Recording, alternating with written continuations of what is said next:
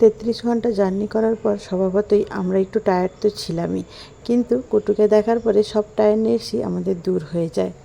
তারপরে ফ্রেশ হয়ে চা খেয়ে কুটুর জন্য দুটো জামা নিয়ে এসেছিলাম, ওটাই ওর মাকে দিলাম।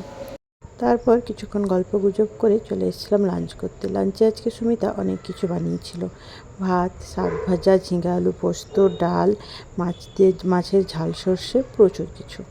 তারপরেই আবার কিছুক্ষণ রেস্ট নিয়ে সন্ধ্যের দিকে বেরিয়েছিলাম। ওদের বাড়ির পাশেই একটা রোলা শপিং মল আছে, পাশেই একটা সুন্দর রেস্টুরেন্ট আছে, ওগুলোই একটু ঘুরে দেখছিলাম। আর সামনে এরকম শিব ঠাকুরের মূর্তি দেওয়া খুব সুন্দর একটা স্ট্যাচু ছিল, ওখানে কিছুক্ষণ ফটো টটো তুলে আমরা বাড়ি ফিরেছিলাম।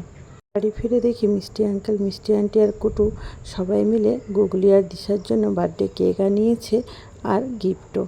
তাই ওরা খুব আনন্দের সাথে দুজনে মিলে আবার কেক কাটিং করলো। আর এই জামাটা আর অনেক অনেক গিফট মিষ্টি আন্টি, মিষ্টি আঙ্কেল ওদের উপহার দিয়েছিল, সেগুলো পেয়ে স্বভাবতই ওরা খুব খুশি হয়েছিল। আর কেক কাটার পরেই দেখতে বসে গেছিলো কী কী গিফট পেয়েছে। গিফটে ছিল ব্রেসলেট, ঘড়ি, এগুলোই। সব কিছু পেয়ে ওরা খুব আনন্দ করেছে। এভাবেই আরও একটা সুন্দর দিন আমরা ব্যাঙ্গালোরে কাটালাম। চলো আজকে তোমাদের সাথে আমার গল্প এটুকুই, দেখা হবে নেক্সট ভিডিওতে। Follow for more.